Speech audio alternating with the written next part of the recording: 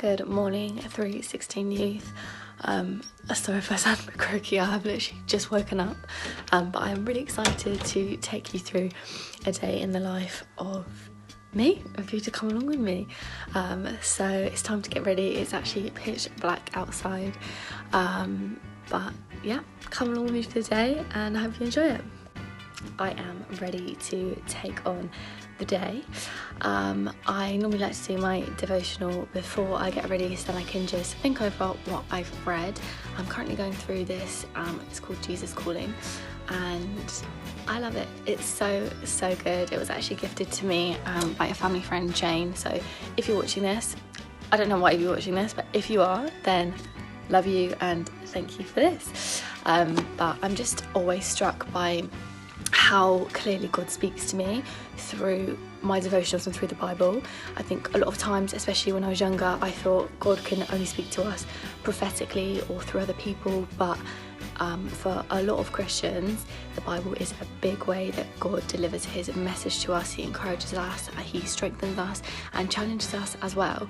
And even this morning, I was reading all about finding security in God, and there's a couple of Bible verses that I've been kind of wrestling with and using in my everyday life. So the fact that they came up in my Bible devotional this morning was very random. Obviously not random, it's God, but it's so nice when you know that God is looking out for you and that God is aligning what he is saying to how your day is going to look and what is. Apologies that my other video got cut off.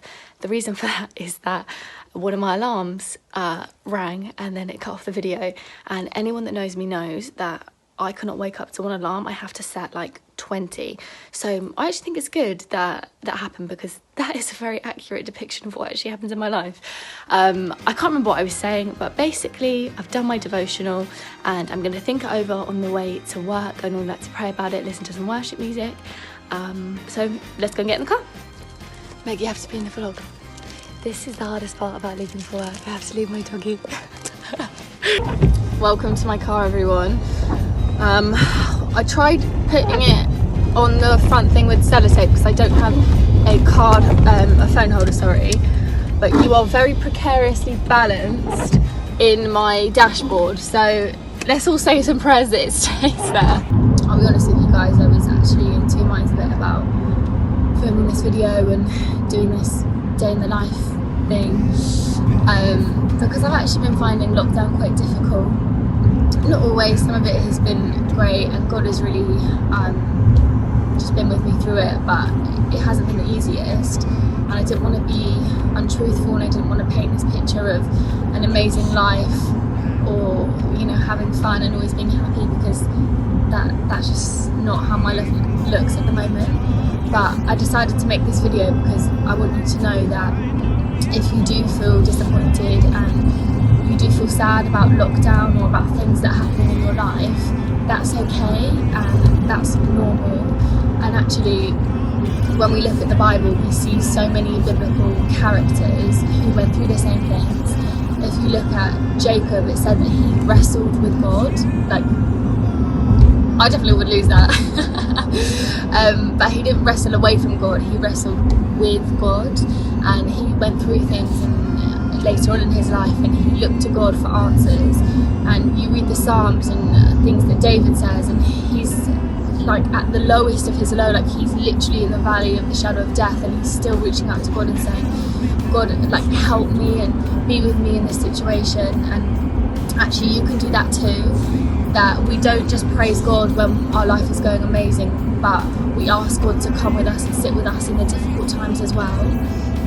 So I just encourage you, if you feel that way, just reach out to God, just pray to him, just invite him into your heart, into your life. And it doesn't need to be anything elaborate, it doesn't need to be fancy. God understands you, he created you, he understands what you're trying to say. So just start by having a conversation with him. What I've really been enjoying recently is I drive along this really long road on the way to work, and I just love praying for other people along this road. And I know it sounds stupid, but sometimes we can get caught up in our own prayer requests and praying that God will do things in our lives. It's not bad to, you know, pray to be more like Jesus, or to pray for God to help you with things, but it's great to pray for our friends and our family as well. And I've just been so encouraged this week by God speaking to me through prophetic words that I've been able to help other people with. And it's just amazing that even in the mundane, even when we're not feeling on our top form, when we ask God to come into our lives and we ask God to help us and to help the people around us, that He shows up. And if He's done it for me, I know He will do it for you. So whatever it might be for you, maybe you have a particular route you walk to school on every day, or maybe you do a paper round.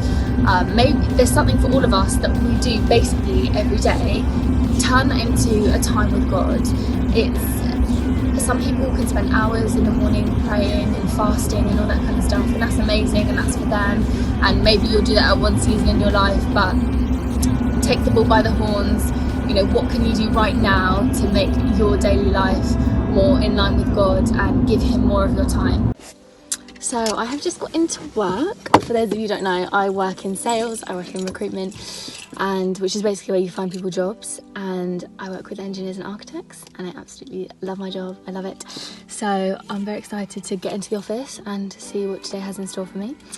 It's actually our Secret Santa day, so I have got one of the boys, I've got him a little bag of goodies for his car because he recently passed his test, but he doesn't know it's from me obviously because it's secret, so keep that between us.